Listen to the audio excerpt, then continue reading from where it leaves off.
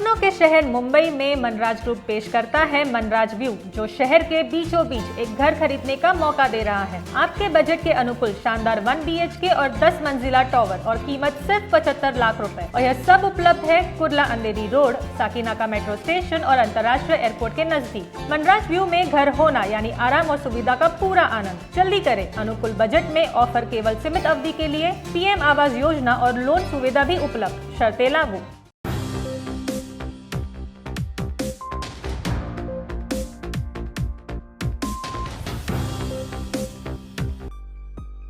सात गुना बढ़ी ड्रग्स के विरोधी अभियान की मुंबई पुलिस की कार्रवाई।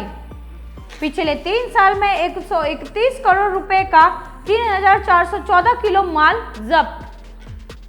मुंबई ड्रग्स की राजधानी नहीं बन रही है क्या? ऐसा सवाल इसलिए उठता है क्योंकि पिछले 3 सालों में मुंबई पुलिस ने 208 ड्रग्स विरोधी मामले दर्ज किए हैं और 298 आरोपियों को गिरफ्तार किया है।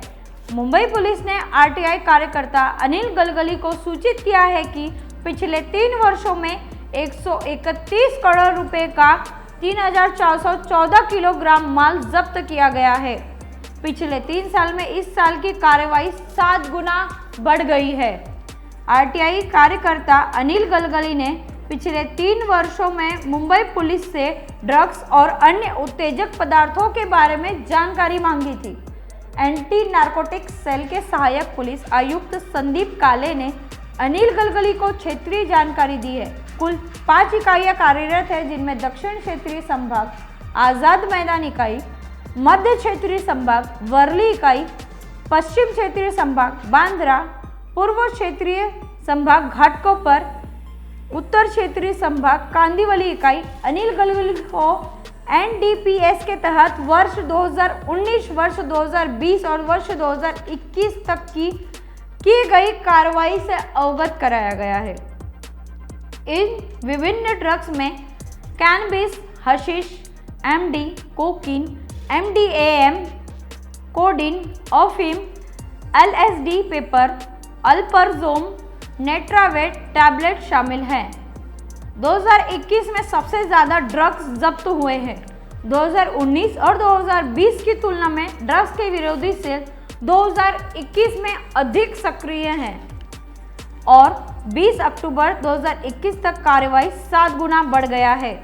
वर्ष 2019 में 1343 स्ट्रिप्स, 7577 बॉटल और 1551 डॉट मिलीग्राम सहित 394.35 किलोग्राम माल जब्त किया गया था। कुल लागत 25.29 करोड़ रुपए की है। वर्ष 2020 में 5191 बोतल, 66,000 टैब, 14 डॉट मिलीग्राम सहित 427.277 किलोग्राम माल जब्त किया गया। कुल लागत 22.24 करोड़ की है। 20 अक्टूबर 2021 को 2592.93 किलोग्राम माल जब्त किया गया और 83.19 करोड़ रुपए का मूल्य के 15,830 बोतलें और 189 LCD कागज जब्त किए गए हैं। 2021 में सबसे ज़्यादा अपराध और गिरफ्तारी हुई है। एंटी नारकोटिक्स सेल ने वर्ष 2019 और वर्ष 2020 की तुलना में वर्ष 2021 में सबसे अधिक अपराध दर्ज किए और सबसे अधिक गिरफ्तारी भी हुई है। इस वर्ष 20 अक्टूबर 2021 तक कुल 94 अपराध दर्ज किए जा चुके हैं, जिनमें 137 आरोपियों को गिरफ्तार किया जा चुका है। वर्ष 2019 में 70 मामलों में 103 आरोपियों को गिरफ्तार किया गया, जबकि वर्ष 2020 में 44 मामले दर्ज किए गए, जिनमें गिरफ्तार किए गए आरोपियों की संख्या 58 थी। मुंबई एक ड्रग्स की आर्थिक राजधानी तो नहीं बन गई ना? यह सवाल इसलिए उपस्थित हो रहा है क्योंकि मुंबई पुलिस का जो नारकोटिक्स ड्रग्स विभाग है, उसने पिछले 3 सालों में एक 131 करोड़ रुपए का 3400 किलो अलग अलग ड्रग्स बरामद किया है। मुंबई में ऐसे 5 यूनिट कार्यरत है जिन्होंने अलग अलग छापामारी कर इस तरह से ड्रग्स को बरामद किया है। अगर हम 2019, 2020 और अब 2021 की बात करते हैं तो पिछले 2 सालों की तुलना में इस वर्ष मुंबई पुलिस ने सबसे ज़्यादा ड्रग्स मुंबई से बरामद किया है। 2019 में मुंबई पुलिस ने 394 किलो ड्रग्स बरामद किया, जिसकी कीमत 26 करोड़ रुपए आंकी जाती है। वही 2020 में मुंबई पुलिस ने 428 किलो ड्रग्स बरामद किया, जिसकी कीमत 30 करोड़ रुपए आंकी गई है। लेकिन अगर 2 सालों की हम तुलना करते हैं तो 2021 यानी अक्टूबर 2021 तक मुंबई पुलिस ने कुल मिलाकर 2592 किलो ड्रग्स बरामद किया है, जिसकी कीमत करीब 84 करोड़ रुपए आंकी जा रही है।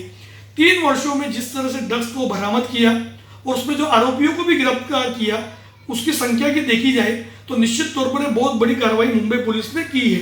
2020 में जहां पर 44 उन्होंने अलग अलग एफआईआर दर्ज किए, जिसमें उन्होंने आरोपियों की संख्या 58 दी। वही 2019 में 70 उन्होंने एफआईआर दर्ज किए, जिसमें आरोपियों की संख्या 103 थी। लेकिन 2021 में उन्होंने 94 एफआईआर दर्ज किए, जिसमें आरोपियों की संख्या 137 थी। सचमुच में ये कार्रवाई बहुत बड़ी है और हमारी ये भी मांग है मुख्यमंत्री उद्धव ठाकरे जी से, दिलीप वलसे पाटिल से, कि ये ड्रग्स जो बरामद करने का मामला है उसे स्थानिक जो पुलिस है उसे भी बराबर जिम्मेदार माना जाए, क्योंकि जब इस तरह से ड्रग्स विभाग को जानकारी मिलती है और जो असल में कार्रवाई होती है उसमें बहुत बड़ा अंतर होता है, जिसकी वजह से कई बार ड्रग्स बेचने वाले, ड्रग्स को इस्तेमाल करने वाले लोग भागने में कामयाब होते हैं। अगर स्थानिक स्तर पर पुलिस की जिम्मेदारी तय की गई तो निश्चित तौर पर हम मुंबई को ड्रग्स मुक्त बना सकते हैं। अनिल गलगली के मुताबिक अगर स्थानीय स्तर पर अपराध बढ़े हैं तो थाने की जिम्मेदारी तय की जाए। ऐसा इसलिए है क्योंकि ड्रग्स विरोधी प्रकोष्ठ को एक बार सूचना मिलने के बाद कार्यवाही में समय लग जाता है और कभी कभी आरोपी फरार हो जाता है। इसके लिए स्थानीय स्तर पर जन जागरूकता और कठोर कार्यवाही की उम्मीद है।